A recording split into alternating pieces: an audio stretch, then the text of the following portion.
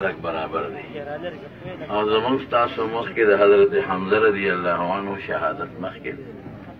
د رسول الله مبارک ترو سید الشهدا او کم وخت کې مقرر او په کم میدان کې مقرر او په کم عظیمه قربانه باندې مقرر چې کم وخت مقرر یې کې دانش چې دا ځوان دی دا زلمی دی دا ډاکټر دی دا مریض دی دا بادشاہ دی دا گدا دی بس چې وخت مقرر شو خیر رسول الله صلی الله علیه وسلم نو امت تسونه خیرو 63 سال عمر څه شی دی درش به تکاله کې رسول الله مبارک د دنیا نه لا په دې درش به تکاله کې خود حضور پاک مبارک دیار نسکاله د نبوت نه پس په مکه شریفه کې تیر شوی هغه کې خو حضور پاک مبارک خپل پوره مهنت کړی دی خو د دشمن دومره زور چې اسلام هغه څه ورخور نشو کوم چې مدینه منوره کې خو او په مدینه منوره کې د حدیبیې د صلح نه پس په دغه لږه موده کې اسلام ډېر خور شوی عقل خدا وایي چې د رسول الله مبارک وجود ډېر قیمتي و که یو کال 2 کاله نور پاتې وي نو امت ته به ډېر خیر رسېدلی لیکن چې کوم وخت مقرره هغه چې راغی خبره خلاصه شو نو زما وروڼو مرګ له دا نشته چې دا ځوان دی او دا زلمی دی دا نشته چې بچي ته پاتې شو او دا به ماشومان بچي دي نو دی د ډېر عمر تېر کړي چې بچي یې زلمی شي دا نشته چې یتیمانان ته پاتې کېږي دی د نه مري دا نشته چې د ده نه ډېر لوی کار روان دی خبرېږي نو دله به عمر زیات شي بس دې کې د انسان عقل سوچ بالکل هغه کار نه کوي د الله فیصلې دی خو مرګ بیا چې راځي نو دا مرګ خوند کوي دا مرګ دی چې دا مولانا صاحب محترم له خدای پاک هم ورکړه دا قیمتي مرګ دی دا د ټول عمر د خوشحالو مرګ دی دا د جنت الفردوس د رسېدو مرګ دی او قیمتي مرګ دی صاحب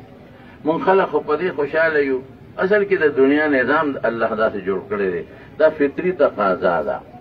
چې د انسان د چا سره په کور کې دننه وابستګي پاتې شي نو هغې نه ړکېږي حتی کې چې د خپل کور چرګوټي هم بعضې خلک په زړه کمزوري نه یې لالي بل دی ورکوي دا لال کړي او په خپل کور کې دننه خپل څاروي هم د سړي ذبحې ته نه لالي نه ړکېږي بلکې داسې مې ډېر اورېدلي دي چې په قصاب هم نه خرڅوي یاره دا څاروي سره ما ډېره خواري کړې ده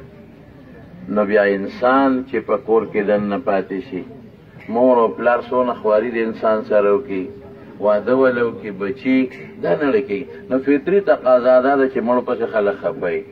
خامخا غیر اختیاري خفګان باندې مؤاخذه هم نشته رسول الله صلی الله علیه وسلم بچي چې کله ابراهیم وفات شو نو نبی علیه السلام مبارک څومره ژړل غیر اختیار صحابه ته په خپله فرمایست کړو نو انت یا رسول الله انت تبکي تم ژاړې حضور پاک مبارکو فرمایل چې او بالکل دا رحمت دی زما په زړه کې راغی نو سترګو نه اوښکې راغلې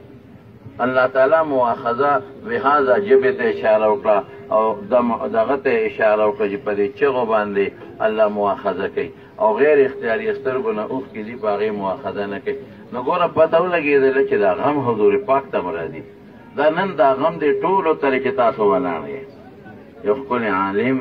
یو نیک صالح انسان یو مجاهد دا د دنیا نه لاړ ټول غمجن لیکن الله دې ته نه ګوري د الله نظر په دنیا نه دی د انسان په آخرت دی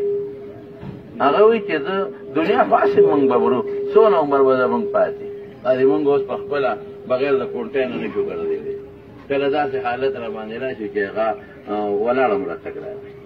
نو دا خو به روان یو یا کال پس یا 2 یا 3 میاشتې پس دا ټوله دنیا روانه ده نو د الله نظر په دنیا نه دی د انسان د الله د انسان په آخرت نظر دی چې د آخرت کې لوړ مقام ورکړي